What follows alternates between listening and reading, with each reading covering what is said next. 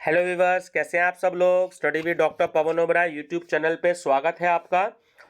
Students, मैंने देखिए series start कर रखी है आपकी, जो कि पूरे उत्तर प्रदेश में पेपर है आपका फूड न्यूट्रिशन हाइजीन का।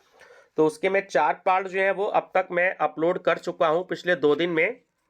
तो आज हम पार्ट नंबर जो है वो 5 डिस्कस करेंगे और इसमें यूनिट नंबर 2 है। तो जो पार्ट नंबर 3 है, 1 2 3, उसमें आपकी यूनिट 1 है और पार्ट नंबर 4 से जो है वो आपकी यूनिट नंबर 2 का डिस्कशन है। 4, 5 और जो आपके 6 नंबर होंगे इसमें यूनिट आपकी 2 हो जाएगी। देखिए, अभी सारे कॉलेजेस में इंटरनल एग्जाम लगभग धीरे धीरे स्टार्ट हो रहे हैं और ये पेपर एमसीक्यू सीरीज में होगा। इसकी प्लेलिस्ट बनी हुई है students, food nutrition and hygiene की, तो आप प्लेलिस्ट से स्टडी कर सकते हैं स्टूडेंट्स। पीडीएफ फाइल मेरे डिस्क्रिप्शन बॉक्स में नंबर दे के आप व्हाट्सएप कर सकते हैं। 60 रुपीज़ ओनली, परचेज भी कर सकते हैं। अगर आपको कहीं से क्वेश्चन अवेलेबल ना हो पा रहे हो, अभी मैं प्रैक्टिस सेट भी 4-5 तैयार करूंगा तो वो भी मैं प्रोवाइड करूंगा। तो ये पेपर सीसीएस यूनिवर्सिटी मेरठ में तो है ही एमसीक्यू सीरीज में, बाकी यूनिवर्सिटीज में आप भी पता कर लीजिएगा क्योंकि लगभग पूरे यूपी में ये पेपर एमसीक्यू सीरीज में ही होना है। तो इंटरनल एग्जाम लगभग स्टार्ट हो रहे हैं सभी कॉलेजेस में, तो आप इसकी स्टडी कर सकते हैं। ठीक है, मेन पेपर भी लगभग 10-15 जनवरी के आसपास से स्टार्ट है सीसीएस यूनिवर्सिटी मेरठ में, तो बाकी अदर यूनिवर्सिटीज में भी ये पेपर स्टार्ट हो ही रहे हैं 10-15 जनवरी के आसपास से। तो आप इसकी स्टडी कर लीजिएगा स्टूडेंट्स। पास होना जरूरी है, इसमें मार्क्स आपके ऐड नहीं होंगे। साइंस साइड का पेपर है, थोड़ा सा होम साइंस से रिलेटेड, तो आप स्टडी जरूर कर लीजिएगा इसकी। चलिए डिस्कस करते हैं आज पार्ट नंबर 5। देखिए स्टूडेंट्स, जब तक और यूट्यूबर्स इस पर क्वेश्चंस देंगे तब तक मैं इसको खत्म भी कर दूंगा। अभी हिंदी मीडियम में चला रहा हूं, 560 क्वेश्चंस हैं लगभग, उसके बाद फिर इंग्लिश मीडियम में भी कराऊंगा। तो जब तक कोई और यूट्यूब पर कोई और जो है आपको देंगे प्रोवाइड करा के, तब तक तो मैं इसको अपलोड भी कर दूंगा। 2-3 दिन में सारे अपलोड हो जाएंगे, ठीक है ना। तो आप मेरे यूट्यूब चैनल को सब्सक्राइब करके आप इसका बेल आइकन प्रेस कर लीजिएगा और प्लेलिस्ट देख लीजिएगा, आप स्टडी कर सकते हैं। चलिए, क्वेश्चन नंबर 51 है इसका, विटामिन B2 की कमी से होने वाली विकृति है। यानी कि जब विटामिन B2 अगर कम होता है किसी के शरीर में तो क्या उसको प्रॉब्लम हो जाती है। तो त्वचा का फटना, खासकर सर्दियों में जैसे त्वचा जो है वो थोड़ी सी फटने लगती है ना। किस विटामिन में नाइट्रोजन पाया जाता है। विटामिन B, इसमें नाइट्रोजन पाया जाता है। कौन से विटामिन में कोबाल्ट पाया जाता है। देखिए क्वेश्चन तीसरी बार आ रहा है हर यूनिट में, क्योंकि इससे रिलेटेड दिया गया है विटामिन से, तो जहां जहां पर भी विटामिन होगा तो वहां वहां ये क्वेश्चन आएगा। विटामिन 12 में जो है कोबाल्ट पाया जाता है। विटामिन ए सबसे ज्यादा किस में पाया जाता है। तो ये जो गाजर, पालक और सेब और यकृत दे रखे हैं, तो सबसे ज्यादा जो है वो गाजर में पाया जाता है विटामिन ए, ध्यान रखेंगे। विटामिन ई का रासायनिक नाम क्या है। तो विटामिन ई का रासायनिक नाम है आपका टोकोफेरोल। टोकोफेरोल। विटामिन B2 का रासायनिक नाम क्या है। तो विटामिन B2 का रासायनिक नाम है riboflavin. Riboflavin, option number D. चर्म रोग में कौन सा विटामिन सहायक होता है। यानी कि जब हमारी जो त्वचा हो जाती है ना, कभी हमें चेहरे पे मुहासे हो जाते हैं, दाने हो जाते हैं, तो विटामिन सी जो है वो चर्म रोग में सहायक होता है। बायोटिन किस विटामिन का रासायनिक नाम है।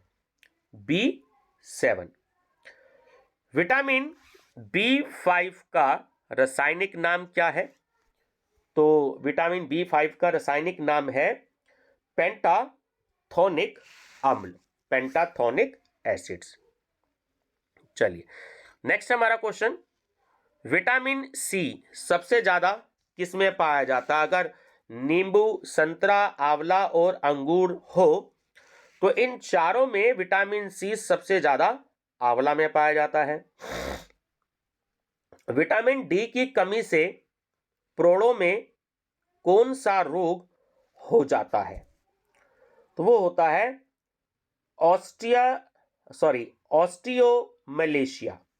ऑस्टियोमलेशिया ये विटामिन डी की कमी से होता है। कौन सा विटामिन बैक्टीरिया द्वारा आंत में स्रावित होता है? तो वो होता है हमारा B1। विटामिन ई का महत्वपूर्ण स्रोत कौन सा है?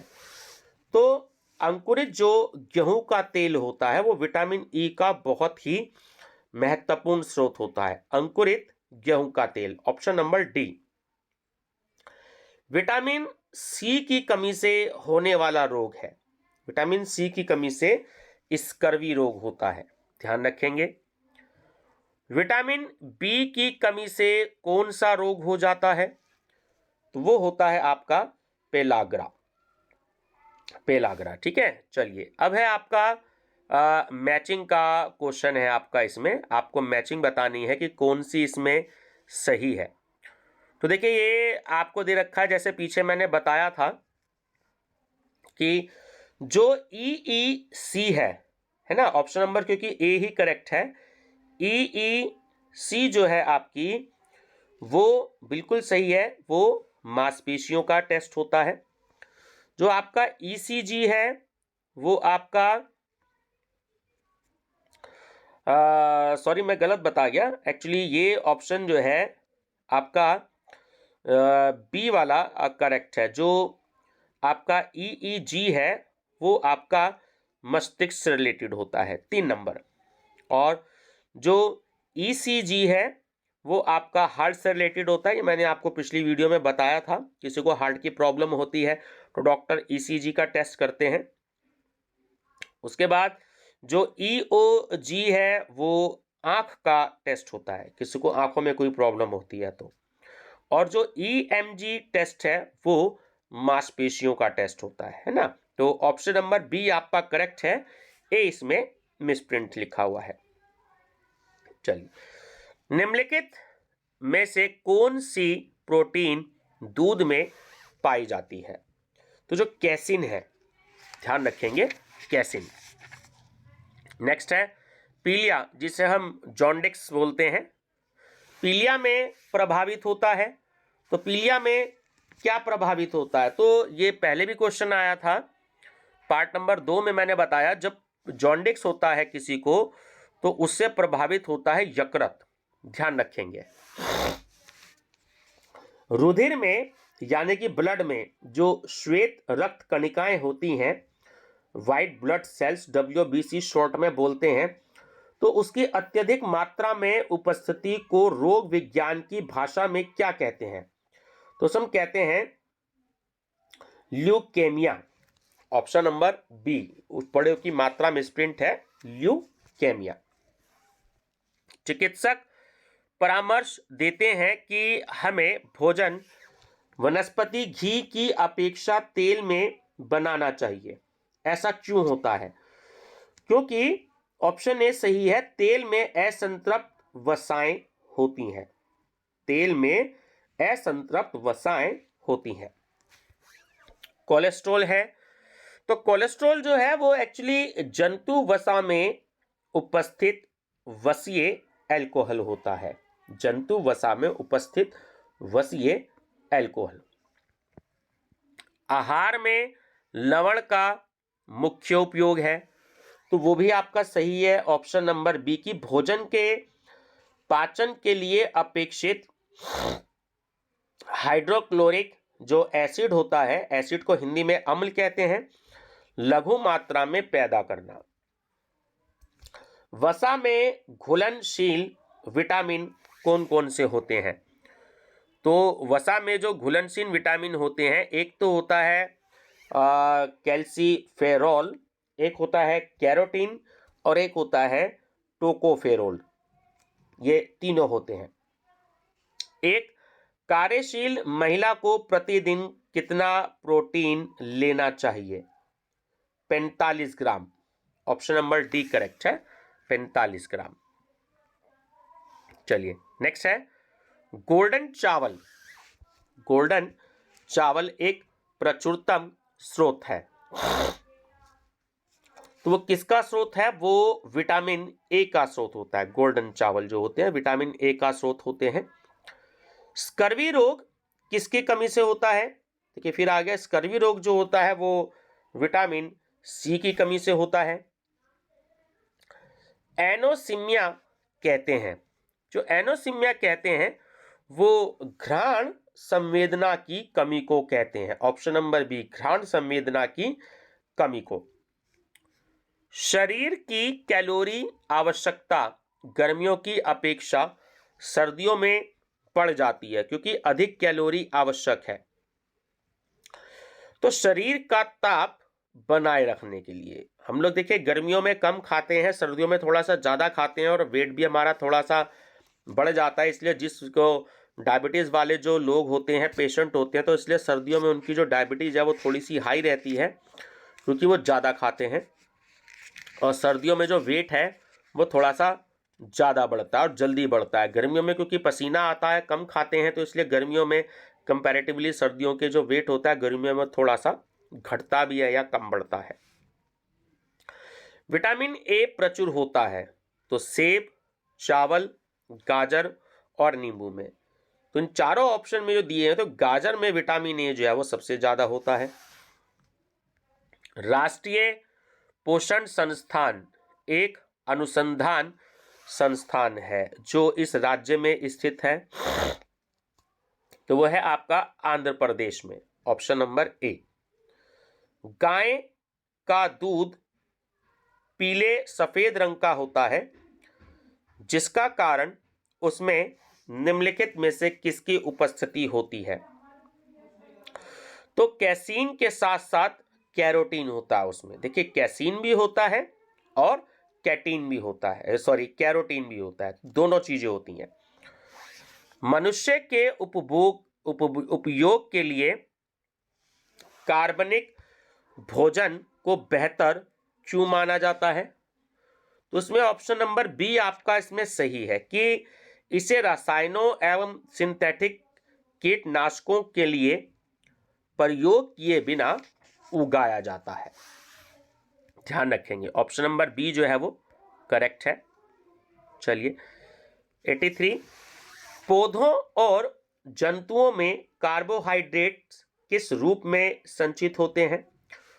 वो क्रमशः स्टार्च और ग्लूकोज के रूप में संचित होते हैं। दिल का दौरा किस कारण से होता है? ऑप्शन सी, हृदय में रक्त आपूर्ति की कमी। जब हृदय में, हमारे हार्ट में जो रक्त की, जो ब्लड की जो सप्लाई है वो ठीक से नहीं हो पाती है। आयोडीन की कमी के कारण क्या होता है या कौन सा रोग होता है? घेंगा रोग हो जाता है आयोडीन की कमी के कारण।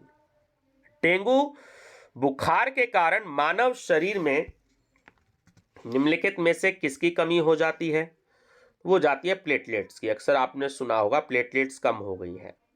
ठीक है, चलिए अब आपका मैचिंग है। अब ये आपको बताना है कि कौन सी बीमारी जो है वो किसके कारण होती है। तो ऑप्शन नंबर डी इसमें मैचिंग में सही है।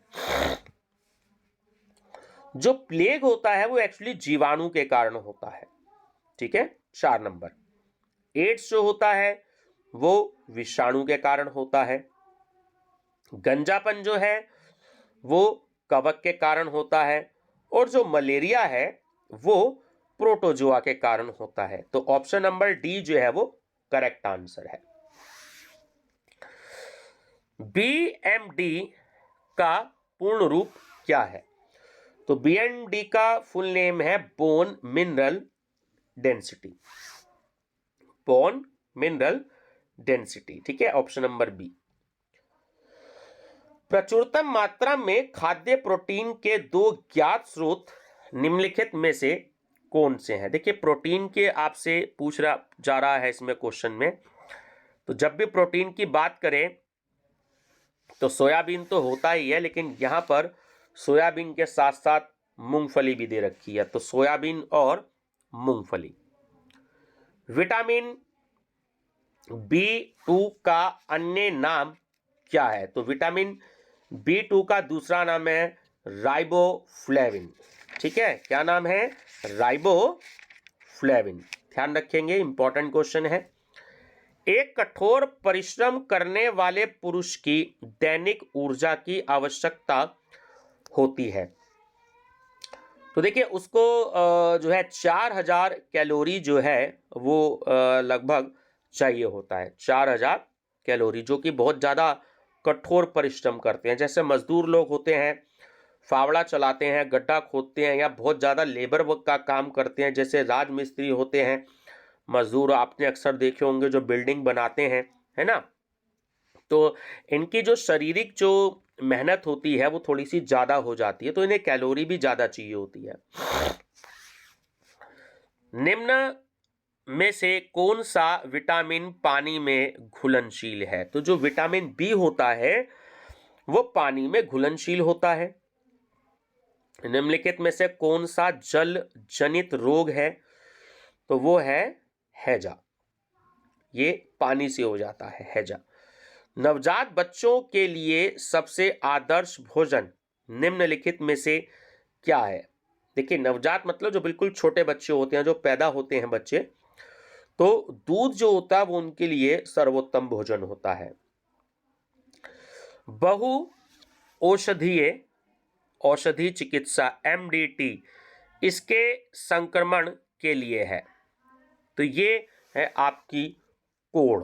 ठीक है, ध्यान रखेंगे, जो बहु औषधि चिकित्सा MDT वो कोढ़ के लिए होती है।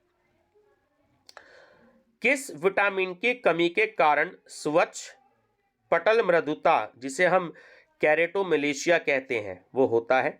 तो वो विटामिन ए की कमी के कारण होता है। बच्चों को किस रोग के प्रति प्रतिरक्षित करने के लिए DPT का अंतःपेशीय रूप से दिया जाता है? जो DPT का जो दिया जाता है एक्चुअली वो काली खांसी को रोकने के लिए दिया जाता है। ठीक है ना, जब बच्चे छोटे होते हैं डॉक्टर से ट्रीटमेंट चलता है तो वो बहुत सारी दवाइयाँ और इंजेक्शन देते हैं, तो DPT भी उसमें दिया जाता है। तो वो अंतःपेशीय के रूप में दिया जाता है जिससे उनको काली खांसी ना हो। तो स्टूडेंट्स ये, क्योंकि एक्चुअली फिर वीडियो थोड़ी सी ज़्यादा बड़ी हो जाएगी, तो इससे आगे का जो पार्ट नंबर 6 जो है आप उसमें स्टडी करेंगे, तो उसमें यूनिट 2 जो है वो पूरी खत्म हो जाएगी। ठीक है स्टूडेंट्स, तो वीडियो पसंद आए तो लाइक शेयर सब्सक्राइब जरूर कर लीजिएगा। Study with doctor Pawan Oberoi. Thank you.